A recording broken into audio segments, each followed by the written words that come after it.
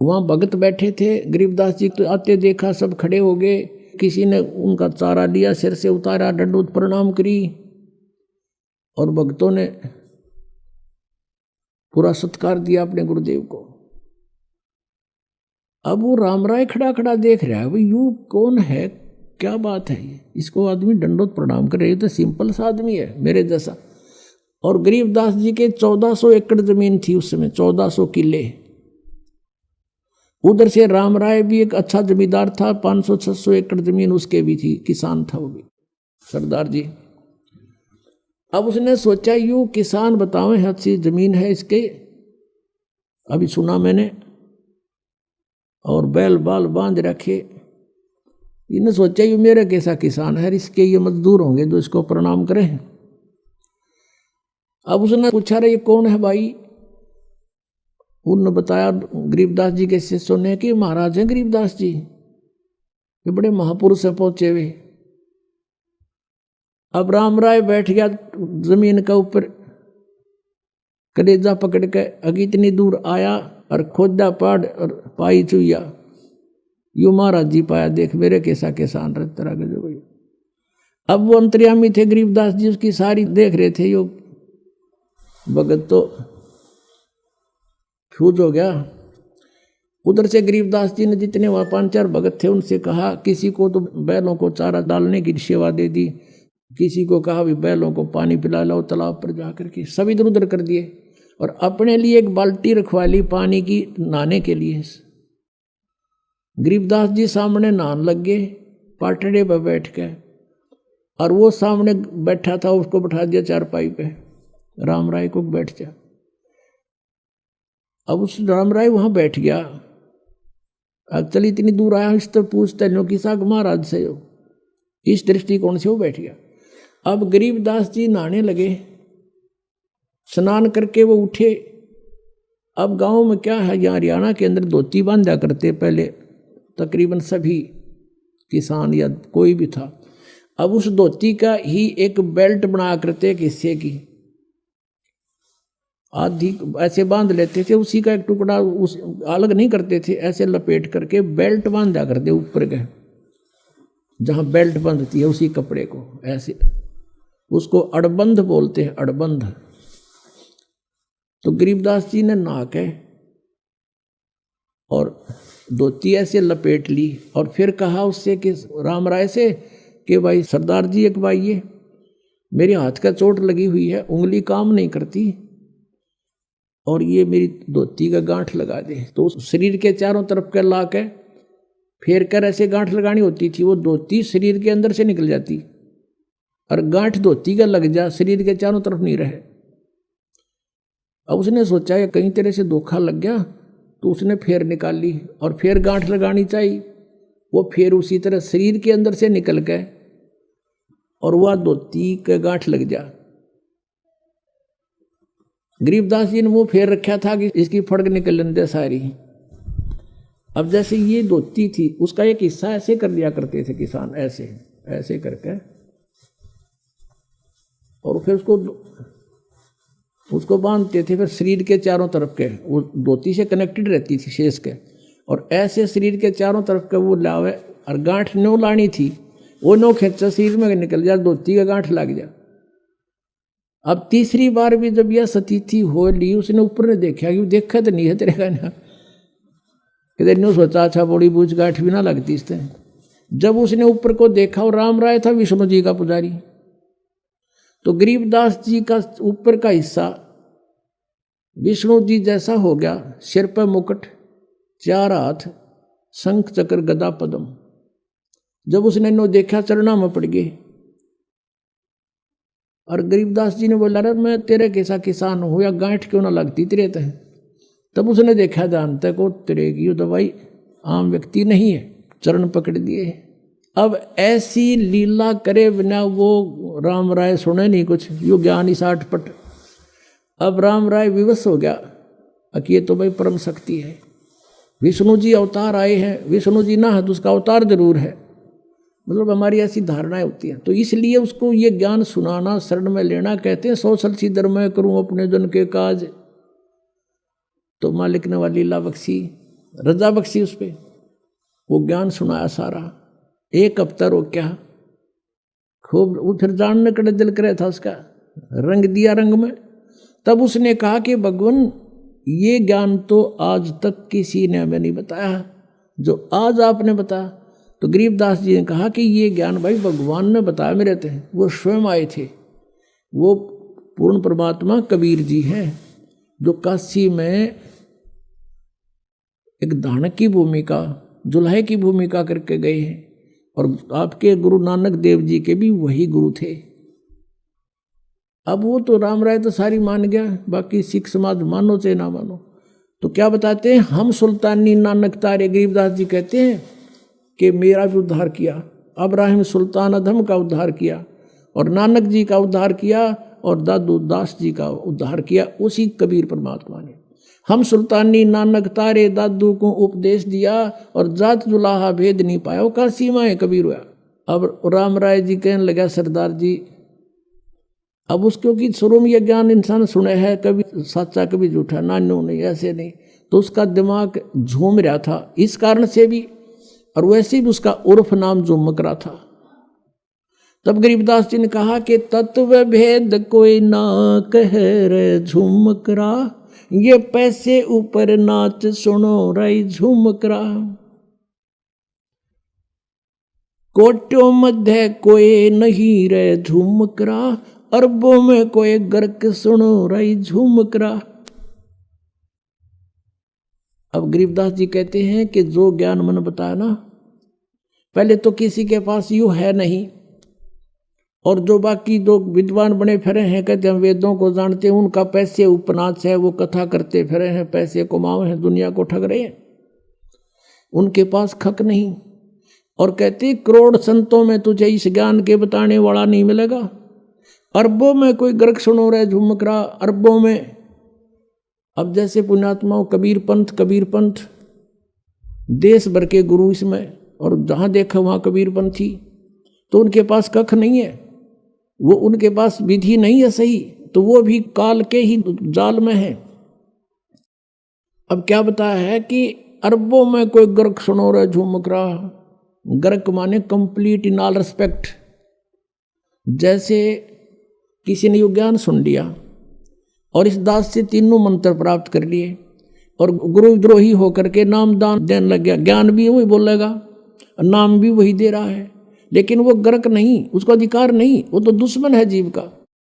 तो ऐसे मान लीजिए किसी ने कबीर साहब की वाणी, कबीर सागर पढ़ लिया, जैसे कबीर पंथियों का आज तक जिसका भी इतिहास देखा है, जिसके भी वहाँ से यहाँ से आए हैं, उन्होंने बताया है कि वो ये नाम देते हैं, वो ये नाम देते हैं, और कोई कुछ नाम देता है, कोई एक पूरा मंत्र सा बता देता है, पाताले सब सिंधु नाम फलाना नाम, और कोई नाम देता है श्री गुरु सतगुरु वे नमः, ये एंड बैंड बोले सारे।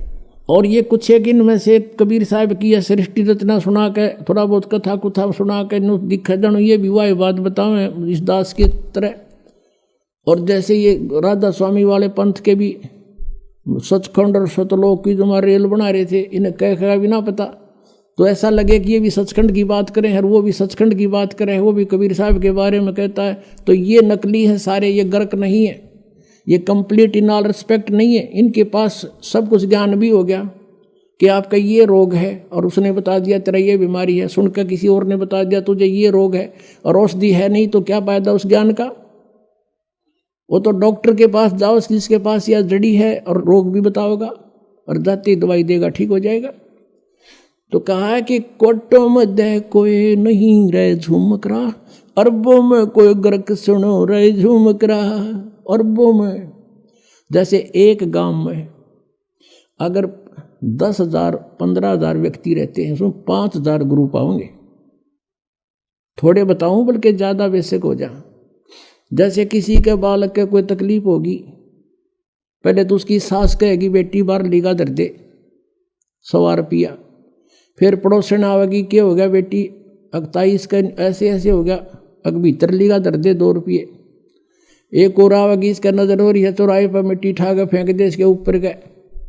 चौथी आवेगी गुड़गाम वाली की बोल दे, यानी एक के ऊपर 5 मास्टर हो जाएंगे गुरु। ऐसे ऐसे हर घर में एक एक दो दो जरूर पाओगा। कोई ब्रह्मा की पूजा बतावे, कोई विष्णु की, कोई शिव की, कोई भैरव की, कोई भूत की, ये बतानी है नरे। और कोई फिर कहे ब्रह्म पूजो वशिष्ठ ऊपर भगवान नहीं, इनकी भी गिनती नहीं। गीता जी अध्याय नंबर 7 के श्लोक नंबर 19 में कहा है कि अर्जुन बहुनाम जन्माना मनते ज्ञानवान माम प्रपते वासुदेव सर्वमिति स महात्मा सुदुर्लभ है। बहुत बहुत जन्मों के अंत के जन्म में कोई मेरी पूजा करता है, ब्रह्म तक पहुंचती है उसकी बुद्धि, ना तो अन्य देवताओं में फंसे रहते हैं। लेकिन ये बताने वाला कि वासुदेव सर्वमिति, वासुदेव यानी वो परमात्मा तत्परम, गीता जी अध्याय नंबर 18 के श्लोक नंबर 62 में कहा कि सर्वभाव से उसकी शरण में जा।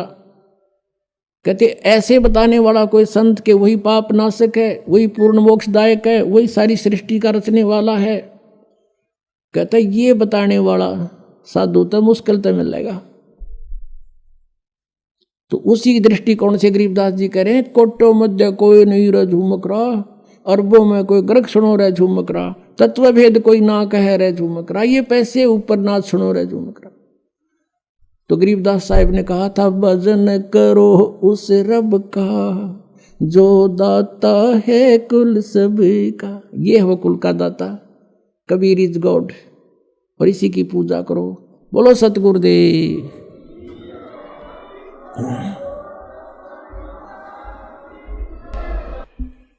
परम पिता परमात्मा सर्व सृष्टि रचनहार कुल मालिक सत्य पुरुष अकाल मूर्त सबद स्वरूपी राम, ये कबीर देव हैं, कबीर साहिब हैं, जो भारतवर्ष की पावन धरती पर सन 1398 में विक्रमी संवत 1455 ज्येष्ठ सुदी पूर्णमासी को सतलोक से चलकर एक शिशु रूप धारण करके एक लहर तारा नामक सरोवर के अंदर कमल के फूल के ऊपर विराजमान हुए, एक शिशु रूप धारण करके। उस परमेश्वर ने स्वयं आकर के अपनी जानकारी आप ही बताई है।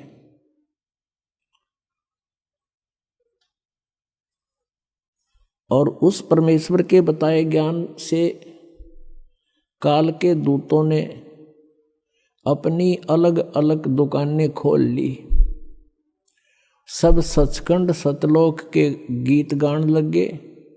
उनको कह कह का पता नहीं सचखंड क्या होता है, सतनाम किसे कहते हैं, और सतलोक सार नाम सतशब्द सतनाम ये क्या चीज है।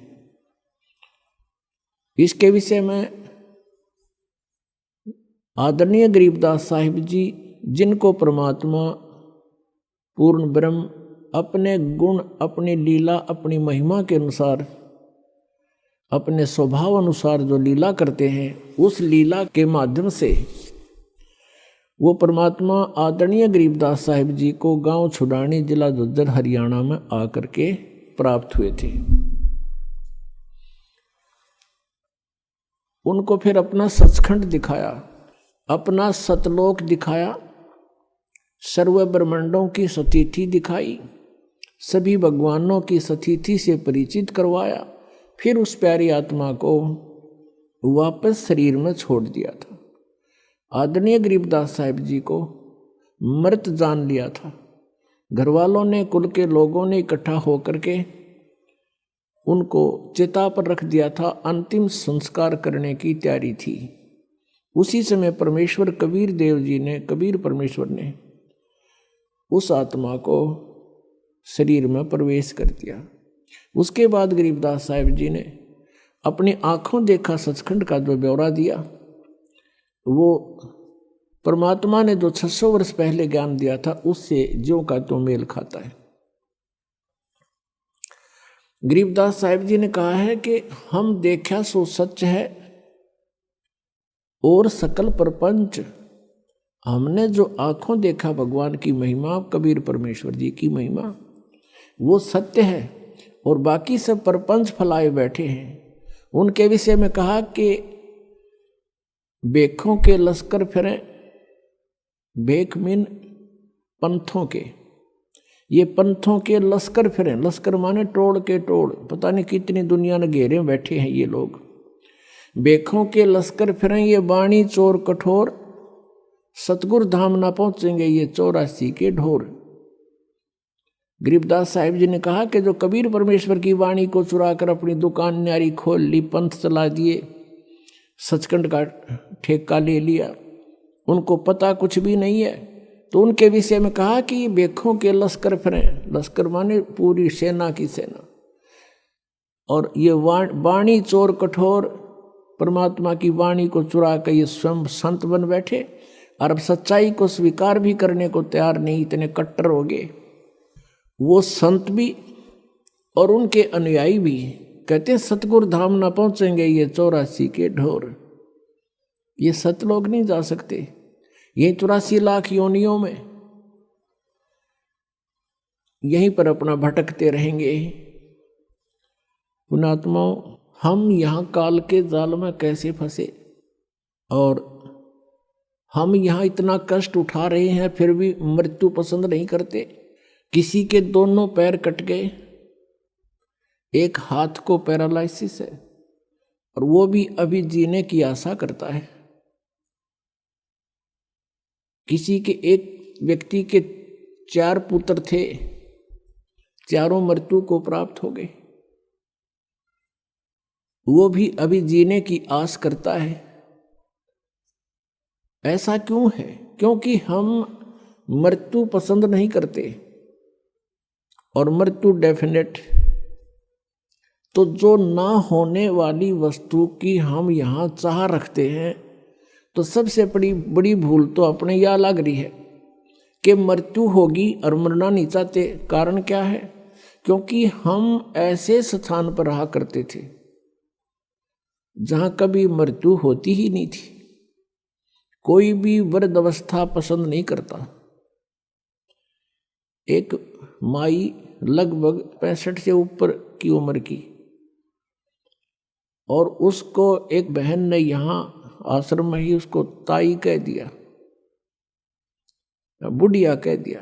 वनो कहती है अच्छा मई बुढ़ी होगी, दांत नहीं उसका, शलवर पड़ रही सारे शरीर मुंह पे। तो कहने का भाव ये है, नहीं उसका दोष नहीं, हर प्रत्येक व्यक्ति यूं चाहता है कि मैं युवा बना रहूं, वृद्ध अवस्था ना हो और मृत्यु ना हो, और यहां दोनों डेफिनेट। इसके लिए परमात्मा बताते हैं, जैसे श्रीमद् भगवत गीता अध्याय 7 के मंत्र 29 में गीता ज्ञानदाता कहता है कि जो साधक जरा और मरण से, जरा मीन वृद्ध अवस्था, बुढ़ापे का कहर, और मृत्यु, इन दोनों से छुटकारा पाने के लिए जो प्रयत्न कर रहे हैं, वे उस परमात्मा को, तत्ब्रह्म को और सारे अध्यात्म को, यानी सब अध्यात्म, उस तत्व ज्ञान को, तत्व ज्ञान से और पूरे सभी कर्मों से परिचित हैं। वो किसी भी वस्तु की यहाँ डिमांड नहीं करते। वो ये चाहते हैं कि हमारी जन्म मृत्यु समाप्त हो, और वो लोग जहाँ पर जाने के बाद वृद्ध अवस्था नहीं होती वो प्राप्त हो। तो गीता ज्ञानदाता से अर्जुन ने पूछा 8वें अध्याय के प्रथम मंत्र में, उसने पूछा कि आपने जो 7वें अध्याय के 29वें श्लोक में तत्ब्रह्म के बारे में कहा है कि उसको जानकर, सारे अध्यात्म से परिचित, सब कर्मों को जानकर प्राणी केवल जरा और मरण से छूटने का ही प्रयत्न करता है, तो वो किम तत्ब्रह्म, वो क्या है वो तत्ब्रह्म? गीता ज्ञानदाता कहता है 8वें अध्याय के 3रे मंत्र में कि वो परम अक्षर ब्रह्म है। परम अक्षर ब्रह्म, आज सुबह भी सुना था आपको, 3 पुरुष हैं, एक सरपुरुष, एक अक्षर पुरुष, और तीसरा ये परम अक्षर पुरुष। परम अक्षर पुरुष कहो, परम अक्षर ब्रह्म कहो, इसको सत्य पुरुष कहो, सत्य माने अविनाशी, और इसको पूर्ण ब्रह्म कहो। ये पर्यायवाची शब्द है, उपमात्मक शब्द है परमेश्वर के। तो गीता जी अध्याय नंबर 15 के श्लोक 1 से लेकर 4 में, 16 और 17 में इन 3 प्रभुओं की स्थिति स्पष्ट कर रखी है कि सबसे श्रेष्ठ वो सरपुरुष और अक्षर पुरुष से भी अन्य है, वो परम अक्षर ब्रह्म है। परमात्मा हमें यहाँ आकर बताते हैं, मेरे अंशाबाई अंश रूप था जब तू आया। जब तू सतलोक से आया तेरी ऐसी दुर्गति नहीं थी, तू इतना कंगाल नहीं था भक्ति का। आज तुम भक्ति के कंगाल बना दिए, भक्ति धन से कति रहित कर दिए इस काल भगवान ने। ये समर्थ प्रभु नहीं है, ये ब्रह्म 21 ब्रह्मांड का स्वामी है और ये आप ही से एक टैक्स लेता है, उससे अपने ब्रह्मांड चला रहा है। यहाँ की नीति इस ब्रह्म से लेकर सरपुरुष से लेकर और नीचे तक राजा तक की एक जैसी नीति है। जैसे यहाँ से पुण्यकर्मी प्राणी ओम नाम का जाप करके ब्रह्मलोक प्राप्त कर लेता है, तो वहाँ जब ये जाता है इसकी पुण्य, इसकी साधना, इसकी भक्ति धन साथ होता है और वो ब्रह्मलोक को प्राप्त होता है। ब्रह्मलोक इज ए रेस्टोरेंट, वो एक होटल है, उसका मालिक ये काल है ब्रह्म, और होटल का मालिक जो चार्ज करता है, जो उनको खाने को देता है, उसमें से ही अपनी कमाई करता है, उस कमरे का रेंट लेता है। तो वो सब चार्जेज आपसे लेकर के वो तो अलग, फिर आपके खाने पीने में जो खर्च होता है, आपकी कमाई वो अलग, तो वहाँ से अपना जो टैक्स वो अलग रख लेता पुनों को, जिससे अपना ब्रह्मांड चला रहा है और आपको वहाँ खाली करके खोखा और नरक में भेज देता। तो पुण्यात्माओं, ये ज्ञान भगवान ने स्वयं आकर दिया, परमेश्वर ने। हम कैसे फंसे इस काल के जाल में, हम सभी तो आज आपको सृष्टि रचना सुनाएंगे। जैसे आज सुबह का सत्संग था, भजन करो उस रबदा जो दाता है कुल सबदा। अब वो दाता कुल सबका जो दाता है, सबका पालनहार है, वो परमात्मा है कौन? अब उसकी जानकारी आपको होनी चाहिए। जब तक आप सृष्टि रचना से परिचित नहीं होगे, तब तक आप किसी भी सदग्रंथ को और परमेश्वर कबीर जी की वाणी को या परमात्मा परिचित जितने संत हैं उनकी अमर वाणी को आप नहीं समझ सकते, उसका अनर्थ ही कर सकते हैं। तो आप जी को परमात्मा की उस मास्टर की का ज्ञान कराते हैं। मास्टर की माने मुख्य चाबी। सृष्टि रचना परमात्मा को पहचानने की एक मास्टर की है। आज से 600 वर्ष पहले परमात्मा आए थे और उस समय ये ज्ञान प्रदान किया करते थे, उच्चारण किया करते थे, अपनी अमृतवाणी से बोलते थे, जो आदरणीय धर्मदास जी ने लिपिबद्ध किया था, लिखा था।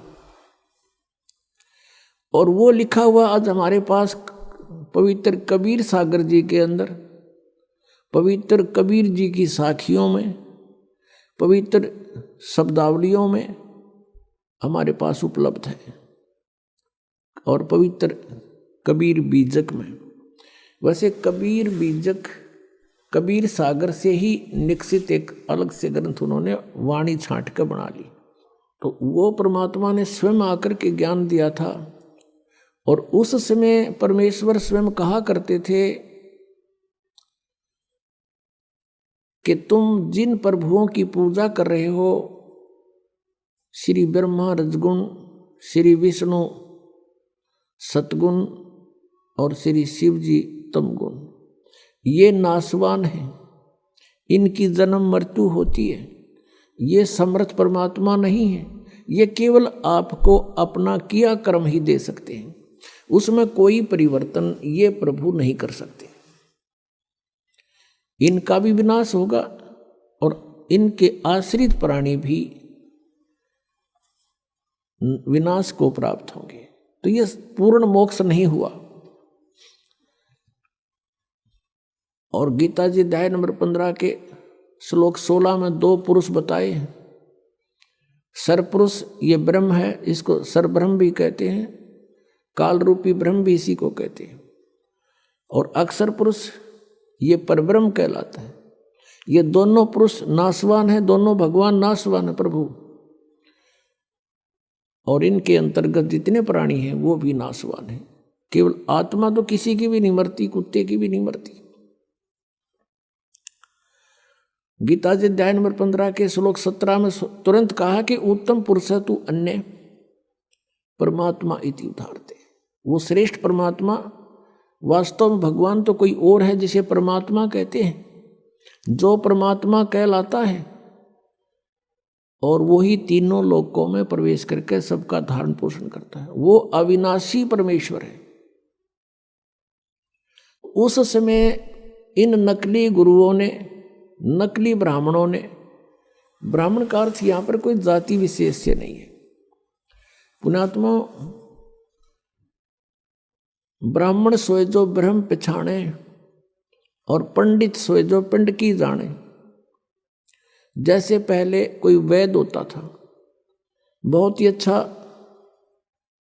वैद्य था, नब्ज नाड़ी देख करके रोग जान लेता था, अच्छी औषधि देता था, रोगी स्वस्थ हो जाता था। धीरे धीरे उसकी प्रसिद्धि फैल गई, उसके 1-2 पीढ़ी तक भी वैद्यगाई करते रहे। उसके बाद उनके अनुयायी जो है वैद्य का काम करना छोड़कर अन्य कार्य करते हैं, तो भी वे अपने साथ में वैद्य लिखते हैं। जैसे राज सिंह वैद्य, और वो दुकान खोल रहा है परचून की। धर्म सिंह वैद्य वेल्डिंग सेट ले रहा है और वो भी वैद्य लिख रहा है। एक टायर पंचर लगा रहा है, वो भी लिख रहा है कृपाराम वैद्य, जबकि उनके पूर्वज तो वैद्य थे। अब वो वैद्य नहीं है, वो केवल सरनाम बना लिया उन्होंने, सरनेम। ऐसे ही जो ब्राह्मण पंडित अब वर्तमान के हैं, ये ब्राह्मण नहीं है तो सिर्फ उस वैद्य लिखन लागे शर्मा और पंडित, ये वो पंडित ब्राह्मण नहीं है। ये क्रिया करते हैं, कोई खेती करता है तो ब्राह्मण वो भी लिखता है, किसी ने कोई और दुकान खोल रखी है वो भी पंडित जी लिखता है। तो ये पंडित नहीं है, वो तो उस वैद्य वाली परंपरा से वो लिखन लाग गए। मेरे पूज्य गुरुदेव जी इस ब्राह्मण परंपरा से संबंध रखते थे। संसारिक शब्दों में कहें कि वो ब्राह्मण थे, पंडित थे। गांव पैंतावास बड़ा, जिला भिवानी, भिवानी से दादरी रोड के ऊपर, दादरी से 10 किलोमीटर पहले जाते समय, भिवानी से जाते समय राइट हैंड को एक बड़ा पैंतावास गांव है, सड़क से भी 1-1.5 किलोमीटर अंदर की ओर, मेन रोड से। तो वहां मेरे पूज्य गुरुदेव जी का जन्म हुआ। वो 16 वर्ष की आयु में घर त्याग कर परमात्मा प्राप्ति के लिए घर छोड़कर चले गए थे। आगे उनको कबीरपंथी संत मिल गए, और मेरे जो दादा गुरुजी थे, यानी मेरे पूज्य गुरुदेव जी के पूज्य गुरुदेव, वो गांव छावला दिल्ली में, गांव छावला के जाट थे, और उन्होंने काशी विद्यापीठ से शिक्षा ग्रहण कर ली। वो भी घर छोड़कर चले गए थे 15-16 साल की आयु में। उनके गुरुदेव ने, हमारे दादा गुरुदेव के गुरुजी ने उनको शिक्षित करा दिया था। वो 4 विषय के आचार्य हो गए थे, और वो जाट होते हुए अपनी जो पदवी लिखते थे, अपनी डिग्री लिखते थे, पंडित चिदानंद। आज उनका आश्रम है डिस्ट्रिक्ट सोनीपत, खरखोदा के पास एक गोपालपुर गांव है। गोपालपुर गांव में मेरे पूज्य गुरुदेव के गुरुदेव यानी हमारे दादा गुरुजी का आश्रम है। उसके ऊपर लिखा हुआ मोटे अक्षरों में पंडित चिदानंद जी आश्रम, यानी वो जाट होते हुए पंडित लिखते थे। हमारे गुरुजी ब्राह्मण होते हुए ब्राह्मण नहीं, संत लिखते थे, स्वामी लिखते थे। वो कहते थे ब्राह्मण नहीं हूं मैं संत हूं। तो यहाँ ब्राह्मण उसको, पंडित उसको कहते हैं जो गुरु पद पर और वैसे जो शिक्षा ग्रहण कर लेता है। वैसे तो परमात्मा का ने डेफिनेशन बता दी, पंडित सोए जो पिंड की जाने, ब्राह्मण सोए जो भगवान पहचाने। वो ब्राह्मण होता तो हम ब्राह्मण हो गए, हम ही पंडित हो गए, क्योंकि हमने खोज लिया उस भगवान की, भगवान को ढूंढ लिया, पहचान लिया उस मालिक को। तो अब हम इसलिए डिफाइन करना पड़ता है कि कोई बेदक ना जा बीच में, कि तो ब्राह्मण बूढ़ा बतावे। तो वो नकली जो ब्राह्मण थे, जो वेदों से परिचित नहीं थे और पवित्र पुराणों से परिचित नहीं थे, पवित्र गीता जी के ज्ञान से वो परिचित नहीं थे, वो विरोध किया करते थे परमेश्वर कबीर देव जी का कि कबीर अशिक्षित है, ये सदग्रंथों को नहीं समझ सकता, इसको अक्षर ज्ञान नहीं है, जिस कारण से ये ब्रह्मा विष्णु महेश की बेइज्जती करता है, हमारे देवताओं को हीन बताता है, इनको नासवान बताता है, ये निकम्मा व्यक्ति है, इसकी बातें मत सुनना। और पूरे हिंदू समाज में कबीर परमेश्वर जी का बहुत विरोध करवा दिया और भी बहुत सारी अफवाहें उनके साथ जोड़ दी। उद्देश्य उनका ये था कि कोई भी कबीर जी के निकट ना चला जा, और कबीर जी के निकट चले गए तो तुम्हारी दुकानें बंद हो जाएंगी। और परमात्मा 600 वर्ष पहले कहा करते थे, धर्मदास ये जग बोरान, कोई न जाने पद निर्वाणा, यही कारण मैं कथा पसारा, सबसे कहिए एक राम नियारा। अपनी प्यारी आत्मा धर्मदास जी को परमेश्वर कबीर देव जी 600 वर्ष पहले ये बता रहे हैं कि हे धर्मदास, ये पूरा समाज, पूरा विश्व विचलित है, किसी को भी मोक्ष मार्ग का ज्ञान नहीं, कोई न जाने पद निर्वाणा, यही कारण मैं कथा पसारा, जग से कहिए एक राम नियारा। यही ज्ञान जग जीव सुनावो, सब जीवों का भरम नसावो, अब मैं तुमसे कहूँ चिताई, त्रिदेवन की उत्पत्ति भाई। एक धर्मदास नाम के बहुत श्रद्धालु थे और उसका पवित्र हिंदू धर्म में जन्म था, जिस कारण से वो श्री ब्रह्मा जी, श्री विष्णु जी, श्री शिव जी के कट्टर पुजारी थे। ब्रह्मा जी की तो पूजा कोई करता नहीं, लेकिन विष्णु जी के वो, श्री विष्णु जी के वो कट्टर पुजारी थे। भगवान शंकर को भी सामान्य दृष्टि से देखते थे, जैसे हम सभी हिंदू ऐसे ही करते थे। और जैसे भी उन्होंने एक गुरु भी धारण कर रखा था, रूपदास जी। अपने रूपदास गुरुदेव जी के बताए मार्ग अनुसार वो हरे कृष्ण हरे राम का जाप करते थे। राधे राधे श्याम मिला दे सीताराम राधे श्याम, और ओम नमः शिवाय, ओम भागवते वासुदेव नमः, एवं नमः, ये पता नहीं कितने नमः बना रखे इन्होंने। तो ये सभी जाप किया करते थे वो सब। परमात्मा अपनी लीला अनुसार, अपनी महिमा अनुसार जो लीला करता है, जिसके विषय में वेद गवाही देते हैं कि वो परमात्मा कौन है। देखो पुण्यात्माओं, वेदों को पवित्र हिंदू समाज एक बहुत ही आदर की दृष्टि से मानता है और पूरा हिंदू समाज वेदों पर आधारित है। उसके बाद उसी के समांतर पवित्र 18 पुराणों को भी हम सामान्य दृष्टि से, आदरणीय दृष्टि से ही देखते हैं। श्रीमद् भगवत गीता को भी हम एक बहुत पवित्र सदग्रंथ मानते हैं। अब उन सदग्रंथों में क्या क्या मैटर है, क्या विवरण है, ये आज तक हमें नहीं पता था। हम ये अवश्य मानते थे कि वेदों में जो लिखा है वो बहुत अच्छा है, वो सत्य है। और वेदों में कौन सी मेडिसिन की वो तो है नहीं, वो बुक, वो तो भगवान ने के विषय में जानकारी है सारी। वो परमात्मा कौन है, वो परमात्मा कैसा है, वो परमात्मा करता क्या है, वो लीला करता क्या है, किस रूप में रहता है, ये सारा ज्ञान वेदों में लिखा था। लेकिन वेद संस्कृत में थी और संस्कृत भाषा का जानने का अधिकार केवल एक वर्ग को था, एक वर्ग को था, ब्राह्मण को।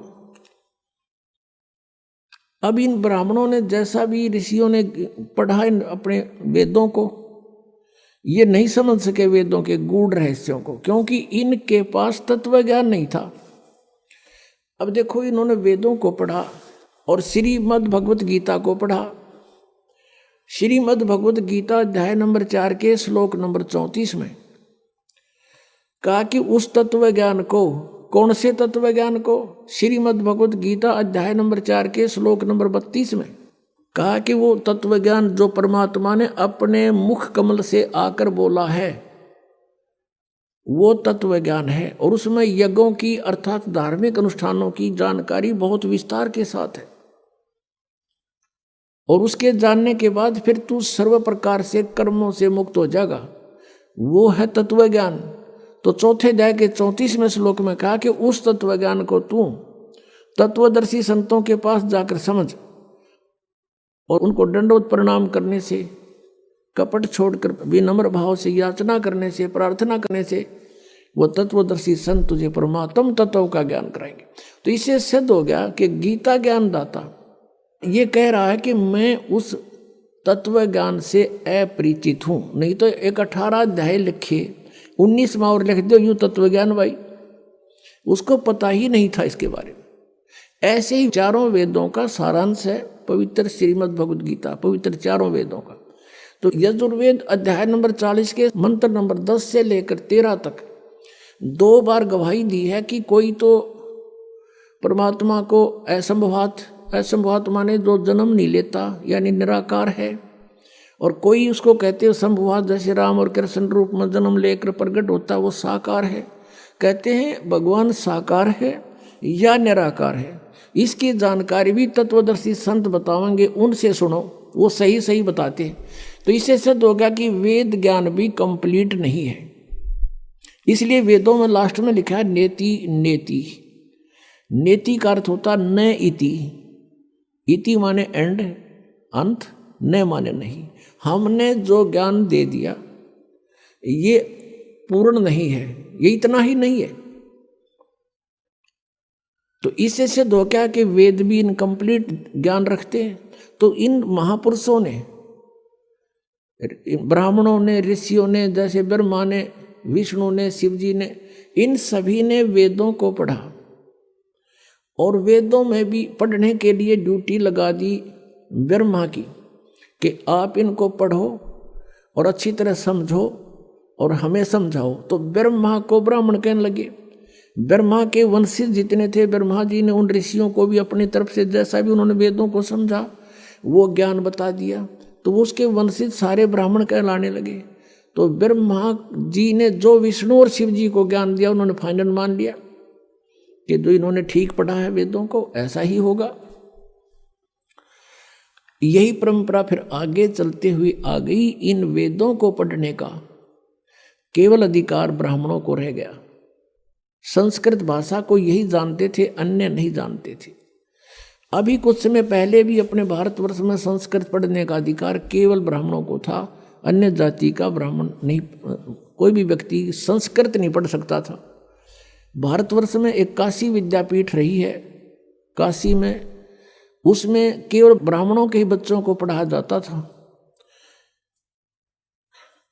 और एक यहाँ कड़ौली गांव है खरखोदा के पास, कड़ौली जिला सोनीपत में।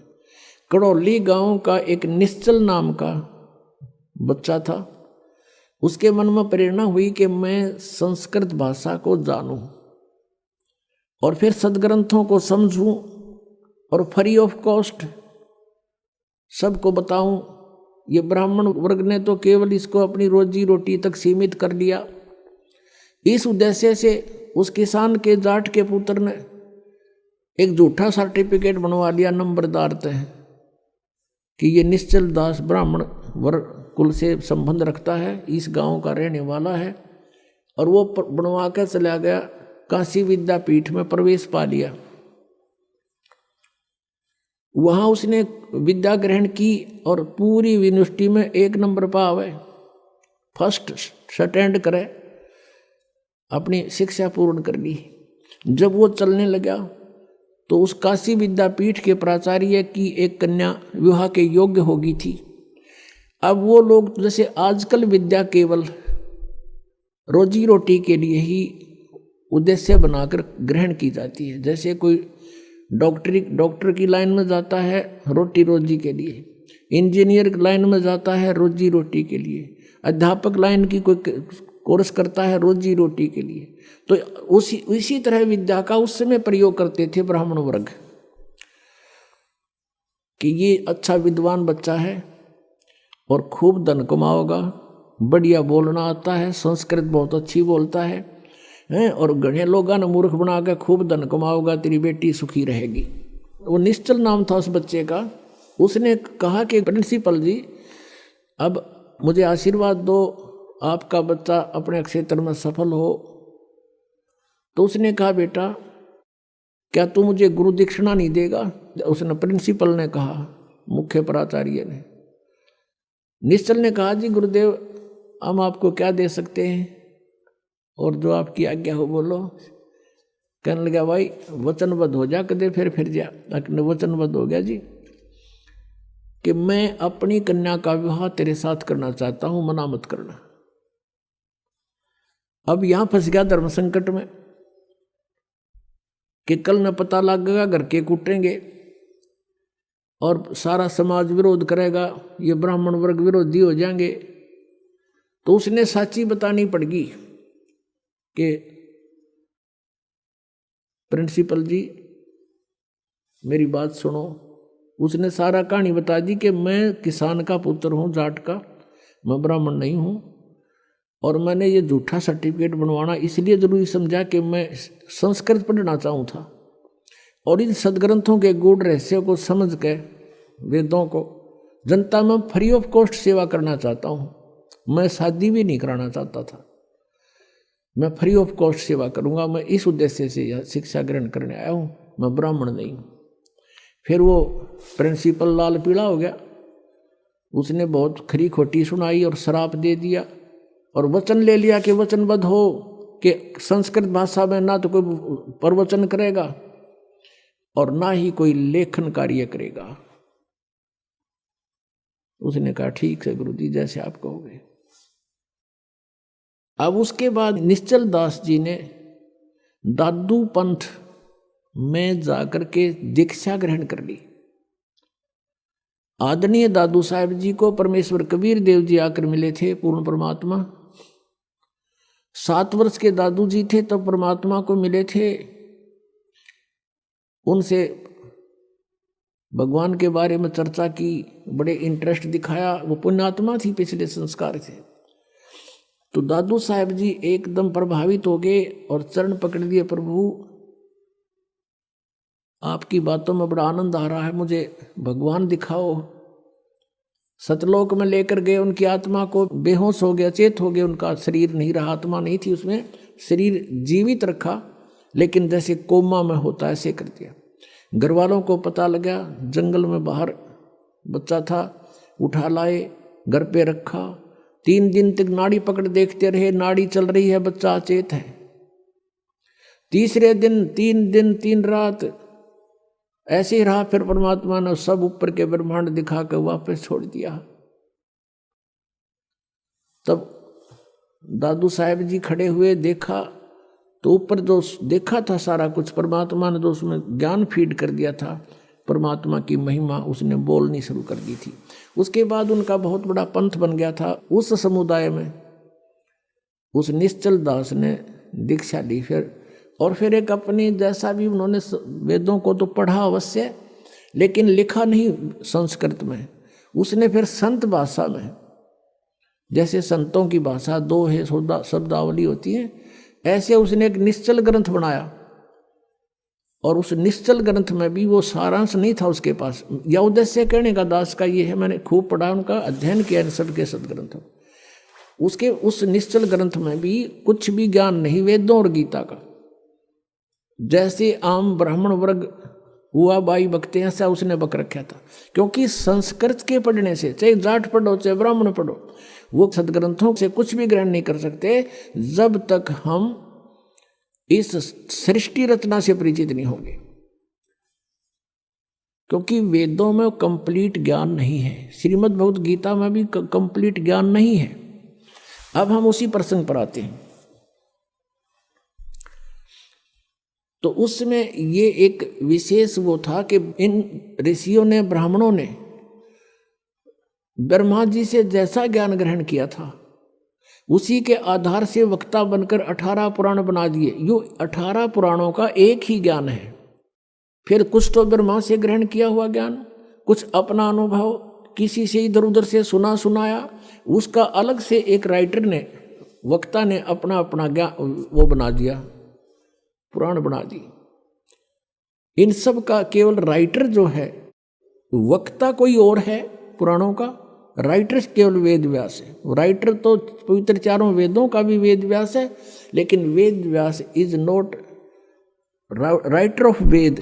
एक तो लेखक होता है, वो आप बना के लिखे, वो केवल एक कॉपी करता, समझ लो एक कॉपी की है वेदों की। लेकिन वेदों का वक्ता पूर्ण परमात्मा है। उसने अपने बच्चों तक ये ज्ञान पहुंचाने के लिए इन 5 वेदों को इस ब्रह्म के अंतःकरण में फीड कर दिया था, सरपुरुष के काल के, और फिर उसका समय निर्धारित कर दिया था अपने विधान से। उसके बाद अपने आप इसके श्वासों से वो बाहर आए थे। इस काल भगवान के श्वासों से ये 5 वेद अपने आप बाहर आए थे। जैसे माता को गर्भ रहता है, 9 महीने के बाद बच्चा ऑटोमेटिकली बाहर आ जाता है, ऐसे परमात्मा ने वेदों का बीज इसके अंतःकरण में डाल दिया था काल के में, और फिर अपने आप ये 5 बाहर आ गए थे। जैसे आज कंप्यूटर में आप देखते हो, इस वेबसाइट में कितना ही मैटर फीड कर दो और कितना निकाल लो, मिनट में निकला होगा। तो ऐसे ही वो मैटर मालिक ने दिया था। तो इसने 5वां वेद तो नष्ट कर दिया ब्रह्म ने, जब देखा इसमें तो सारा कुछ मेरी पोल पाड़ रखी है, और 4 वेद रख लिए। तो इन 4 वेदों में इनकम्प्लीट नॉलेज है। ब्रह्म तक की साधना का तो ज्ञान है और पूर्ण परमात्मा की महिमा है, लेकिन पूर्ण परमात्मा के पाने की वे ऑफ वर्शिप पवित्र 4 वेदों में, पवित्र श्रीमद् भगवद गीता में नहीं है। कोड वर्डों में है, सांकेतिक शब्दों में। तो क्या था, अब इन ऋषियों ने जैसा भी वेदों को समझा, लेकिन उन्होंने क्या समझा कि ब्रह्म को कंप्लीट गॉड मान लिया, पूर्ण परमात्मा, और इसका ओम मंत्र ये सबसे उत्तम मंत्र मान लिया। ओम मंत्र का जाप किया, ब्रह्म प्राप्ति का उद्देश्य रखा, और इन्होंने जो भी साधनाएं की, हठ योग किया, मेडिटेशन किया। लेकिन वेदों में हठ योग नहीं है। पुणात्माओं, आप बालक नहीं है, आज कलयुग में जन्मा, और इस समय में मनुष्य बहुत बुद्धि रखता है। कंप्यूटर बना लिए, इंटरनेट सेट कर दिए, वेबसाइट बना ली। अब भगवान की तरफ थोड़ी सी इस बुद्धि को लगाना पड़ेगा अपना। ये इंटरनेट गणे दिन के नहीं है। अगर 2 वर्ष वर्षा ना हुए, ये जहाज भी खड़े खड़े जरे उन प्लेटफार्मों पे, और ये कंप्यूटर भी बाहर करोड़ियाँ पे गिरने पड़े, ये कोई नहीं पढ़ नहीं आ पावे, ऐसा बुरा हाल हो जा। तो परमात्मा इज सुप्रीम पावर, परमात्मा ही सर्व सुखदायी है। उसको पाकर हम ऐसे स्थान पर चले जाएंगे जहाँ हमने इन सुविधाओं की, जो यहाँ हम कोशिश कर रहे हैं तगड़मबाजी करके प्राप्त करने की, वहाँ हमें ऑटोमेटिक मिलेंगी, और हम वहीं रहा करते थे। हम अपनी गलती से वो यहाँ आगे उसका दंड भोग रहे हैं। हम एक एक पैसे के भिखारी हो गए, एक एक दाने का हम भिखारी बन गए, और वहाँ हमारे सामने भरे पूरे भंडार थे, सदाबहार वृक्ष थे, फलदार वृक्ष थे, किसी चीज़ का अभाव नहीं था, सरोवर भरे थे दूधों के, सतलोक के अंदर अमृत आहार किया करते थे। हम उस भरी थाली का ठोकर मारे, उसके प्रतिफल में आज हम सारा जीवन लगे रहते हैं इस एक पेट के लिए, शरीर के लिए। यही पूरा नहीं होता और मर ही जाते।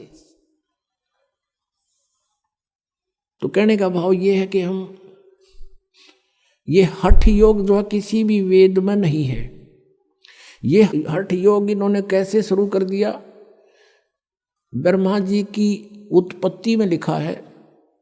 ब्रह्मा जी बताता है कि मैं जब होश में आया, युवा था और कमल के फूल पर बैठा था, मुझे नहीं मालूम मेरा उत्पत्ति करता कौन है। और फिर वहां से आकाशवाणी हुई कि तप करो तप करो। 1000 वर्ष तक ब्रह्मा ने तप किया। फिर कहा सृष्टि करो। तपो तपो कर वाक्य सुनाया, लोक रचो बल मेरी माया। सूक्ष्म वेद में कह ब्रह्मा को काल ने कह दिया तपो तपो कर वाक्य सुनाया। अब ब्रह्मा जी को जो आकाशवाणी सुनाई दी, इस काल ने बोल दी। ये गुप्त रहता है, ऊपर छुपा हुआ रहता अपनी माया से। आकाशवाणी से सुना दिया कि तप करो तप करो। तो इसने नोट कर लिया कि भगवान का आदेश है तप करो। इसने हठ योग करा 1000 वर्ष तक। उसके बाद जब ये तीनों बच्चे युवा हो गए, यानी ब्रह्मा, विष्णु और शिव जी की उत्पत्ति काल ने की थी। अभी बताएंगे डिटेल से। अब थोड़ा हिंट दे रहे हैं किस कारण से ये ज्ञान को नहीं समझ सके। उसके बाद इन्होंने बाद में सागर मंथन किया और इस काल ने ये चारों वेद ब्रह्म ने समुद्र के अंदर छुपा दिए। ये एक बहुत सुंदर एक ऐसे पेपर पर लिखे हुए थे, बहुत ही अच्छे पेपर पर, जिस पर पानी का भी असर नहीं होता, जैसे आजकल प्लास्टिक के ये प्रिंट चल रहे हैं इस तरह के। बहुत सुंदर उस पर लिखा था। वो चारों वेदों को प्राप्त किया, ब्रह्मा को दे दिए गए कि आप देखो इनको। अब ब्रह्मा ने उन चारों वेदों को पढ़ा, उसमें ओम नाम था और ओम नाम को पूर्ण परमात्मा का मान के और ब्रह्म को कंप्लीट गॉड मान करके उसने वेदों का निष्कर्ष यही निकाल दिया कि ओम मंत्र है, नथिंग एल्स, और ब्रह्म परमात्मा है, ये सब कुछ यही है। अब वहाँ ब्रह्मा की बुद्धि सिलप कर गई। यजुर्वेद के 40वें अध्याय के 10वें और 11वें 12वें 13वें 4 श्लोकों में एक निर्णायक ज्ञान दिया है कि कोई तो परमात्मा को असंभवात यानी जन्म नहीं लेता, उत्पन्न ही नहीं होता, वो निराकार कहता है, और कोई उसको संभवात माने उत्पन्न होने वाला मानता है। साकार है वो या निराकार, इसकी जानकारी तत्वदर्शी संत बताएगा, उससे पूछो, उनसे सुनो। फिर बताया है कि जिसको अक्षर ज्ञान हो गया उसको विद्वान कह देते हैं, जिसको अविद्या है तो उसको अविद्वान कहते हैं, जिसके पास अक्षर ज्ञान नहीं है कहते हैं विद्वान। और अविद्वान की डेफिनेशन भी वो तत्वदर्शी संत बताएगा, उससे सुनो। तो ये दास बताएगा आपको विद्वान कौन था, अविद्वान कौन थे। जो वेदों को जानते हैं वो विद्वान हैं, जो वेदों का ज्ञान नहीं जानते, संस्कृत भाषा से विद्वान नहीं बन जाते। जो आज संस्कृत जानता है उसको इंग्लिश नहीं आती, तो वहाँ इंग्लिश में अविद्वान है वो। तो एक भाषा का मास्टर होने से विद्वान नहीं बन जाता। विद्वान वही कहलाता है जिसको अध्यात्म ज्ञान है, जिनको परमात्मा की जानकारी होगी और उसके पाने की विधि का पता लगे। तो पुण्यात्मा, जिस कारण से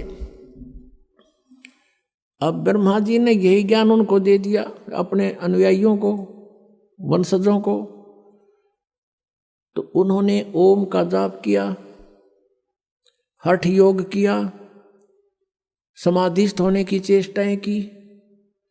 अब इसने कैसा कमाल कर रखा काल भगवान ने।